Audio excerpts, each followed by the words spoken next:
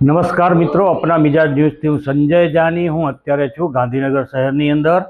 ગાંધીનગરના માર્ગ અને મકાન વિભાગ દ્વારા ગાંધીનગરમાં જ્યાં જ્યાં એમની જમીન, એમની માલિકીની જમીનો આવેલી છે ત્યાં છેલ્લા કેટલાક વર્ષોથી દબાણની પ્રવૃત્તિ વધી છે। લોકો ત્યાં ઝૂંપડા બાંધીને રહી રહ્યા છે। અમુક લોકો ચાની કીટલીઓ બનાવીને પણ ધંધો વ્યવસાય કરી રહ્યા છે, તો અમુક લોકોએ તબેલા પણ બનાવી રાખ્યા છે અને ત્યાં આગળ ભેંસ, ગાય જેવા પ્રાણીઓને રાખી અને વ્યવસાય કરી રહ્યા છે।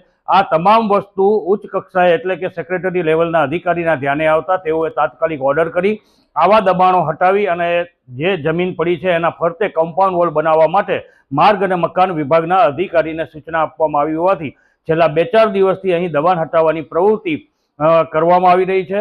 તેમજ અહીં જે લોકો રહી રહ્યા છે તેમના ઝૂંપડા તોડી અને તેઓને નિરાશ્રિત પણ કરી દેવામાં આવ્યા છે। આ કડકડતી ઠંડીની અંદર એમના બાળકો તેમજ મહિલાઓ અને વૃદ્ધો ક્યાં જાય એ સ્થિતિ પણ અહીં ઊભી થઈ છે અને એ જે ગરીબ લોકો છે એમના જોતા, એમના જે ચહેરા જોતા એવી દયાભાવ જન્મી આવે। ખુદ અહીં આવેલા માર્ગ અને મકાન વિભાગના અધિકારીઓ પણ ખુદ વિસામણમાં પડી ગયા હતા કે ફરજનો ભાગ છે, કરવું પડે છે, કરવાની ઈચ્છા ના હોય, પરંતુ આ જે પ્રવૃત્તિ જે વધી છે એને લઈને ઘણા બધા ન્યુસન્સ પણ ફેલાયા હોવાની વાત પણ ચર્ચામાં આવી છે। ત્યારે અસામાજિક પ્રવૃત્તિ પણ આ જગ્યા ઉપર થતી હોવાના કારણે આ દબાણો હટાવવા જરૂરી બન્યા છે।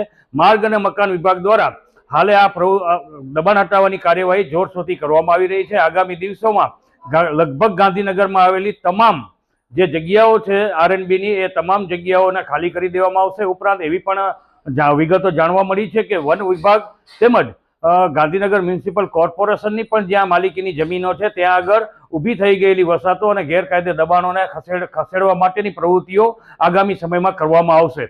ઉપરાંત અહીં જે રહેતા લોકો છે એમના માટે એવી પણ બાબત સામે આવી છે કે એમને સરકાર દ્વારા અમુક જગ્યાએ મકાનો ફાળવવામાં આવ્યા છે, તેમ છતાં આ લોકો પોતાના મકાનમાં રહેતા નથી અને આવી ખુલ્લી જગ્યાઓ ઉપર દબાણ કરી અને પોતાનું નિવાસસ્થાન બનાવી રહ્યા છે। ત્યારે જો આ બાબત સત્ય હોય તો તેમને તેમના સરકારે આપેલા મકાનોમાં મોકલવા જોઈએ, અથવા તો જે અત્યારે એમની પાસે મકાન નથી અને આ દબાણ જે કરીને એ લોકો રહી રહ્યા છે એ જગ્યા ઉપરથી તેમને પ્રાયોગિક ધોરણે તેઓને ક્યાંક આશરો આપવો જોઈએ, અથવા તો જે સેન્ટરો બનાવવામાં આવ્યા હોય સરકાર તરફથી એ જગ્યા ઉપર એમને મોકલી દેવામાં આવે તેવી પણ બાબત અમુક જાગૃત નાગરિકો કહી રહ્યા છે।